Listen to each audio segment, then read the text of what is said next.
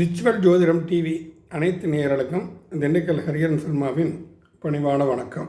நாம் இந்த பதிவில் வருகிற 29ஆம் தேதி குரு பகவான் வக்ர நிவர்த்தி ஆகிறார். அவ்வாறு வக்ர நிவர்த்தி ஆகக்கூடிய குரு தன் பார்வைப்படும் மேஷத்தில் இருந்துட்டு வக்ர நிவர்த்தி ஆகிறாரு. சிம்மம், துலாம், தனுசு இந்த மூன்றையும் தன்னுடைய வக்ர பார்வையினால் சில பல ஏமாற்றங்களை கண்டிப்பாக தந்திருப்பார்.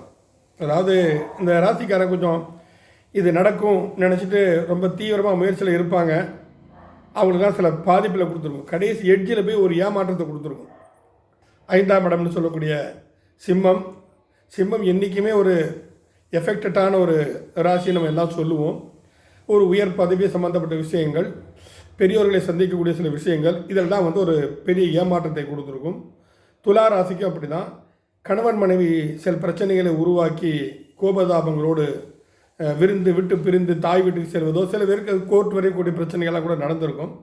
அதே மாதிரி 9ஆம் இடம் சொல்லக்கூடிய தனுசை அந்த வக்ர பார்வை பார்ப்பதால் தந்தையுடன் மனோபீதம், தந்தை நீண்ட நாள் ஆசையாக தீர்த்த யாத்திரைகளுக்கு செல்ல வேண்டும் என்றால் போக முடியாமல் அவரை தடுப்பது, பெரியோர்களிடம் விவாதம் பண்ணுவது, வாக்குவாதம் செய்வது, இது போன்ற தன்மைகள்லாம் கண்டிப்பாக கொடுத்துருக்கும். அப்பேற்பட்ட குரு பகவான் வருகிற டிசம்பர் 29ஆம் தேதி வக்ர நிவர்த்தி அடைந்து மே மாதம் 5ஆம் தேதி, அது 5/1/2024 வரைக்கும் மேசராசியில் செஞ்சிருப்பார். இவர் வக்ர நிவர்த்தி ஆறுது அப்படிங்கிறது 12 ராசிகளுக்கும் வித்தியாசமான பல பலன்களை கண்டிப்பாக கொடுக்கும். அப்பொழுது இதில் இந்த சிம்மம், துலாம், தனுசு இவைகள் எல்லாமே சற்று அதீத நற்பலன்களை எதிர்பார்க்கலாம். இதுவரை ஏமாற்றம் தந்திருந்த அதே இடங்கள் இப்பொழுது அந்த ஏமாற்றம் விடுதலையாகி தனக்கு சாதகமான சில விஷயங்களை இவை சந்திக்கக்கூடிய ஒரு காலகட்டம். அந்த வகையில் 12 ராசிகளுக்கும் குரு பகவான் வக்ர நிவர்த்தியாகி என்னென்ன நற்பலன்களை செய்ய போகிறார் என்பதை இந்த பதிவில் நாம் தொடர்ச்சியாக பார்ப்போம். மேஷராசி நேயர்களை, வருகின்ற 29/12/2023 குரு பகவான் வக்ர நிவர்த்தி அடைந்து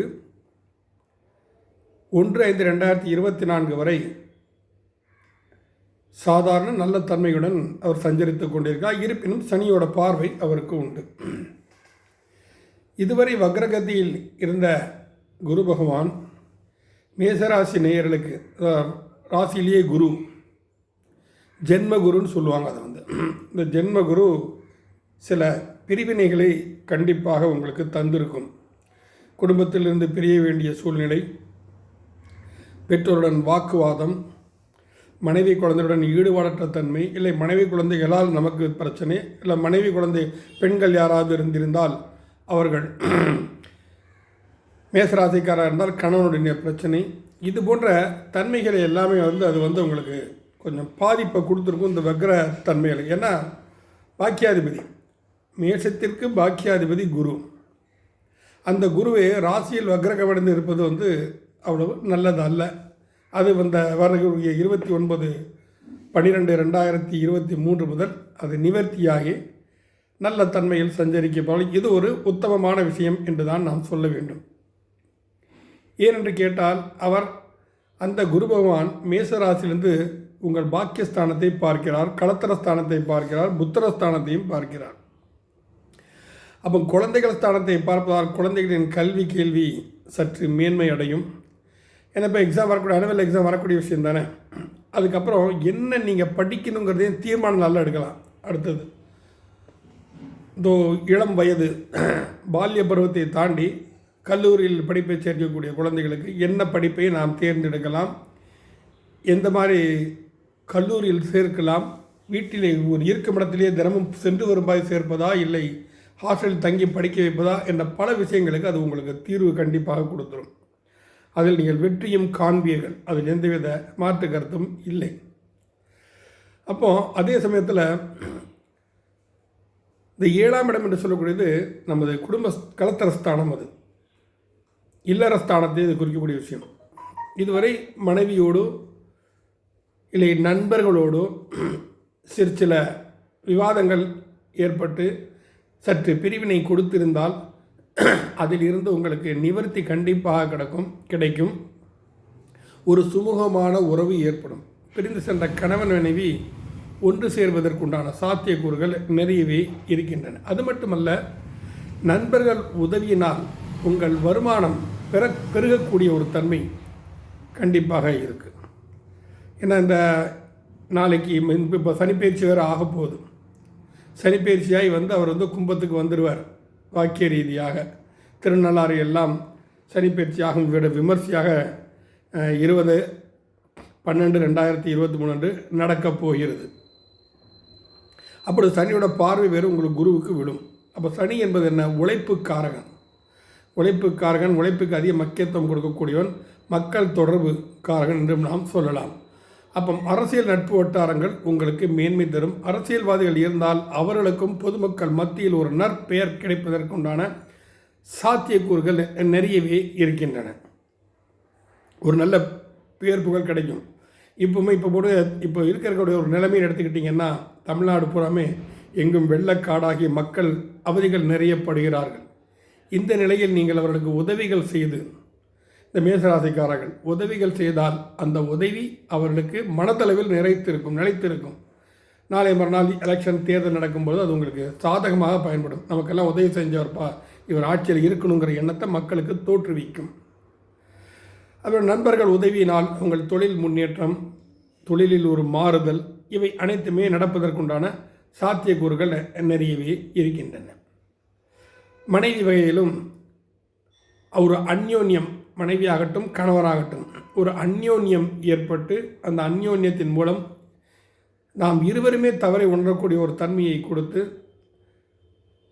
உங்கள் குடும்பத்தில் ஒரு குதூகூலத்தை ஏற்படுத்தி கொடுக்கும். உல்லாசம் சென்று வருவதற்கு இவை எல்லாமே உங்களுக்கு சற்று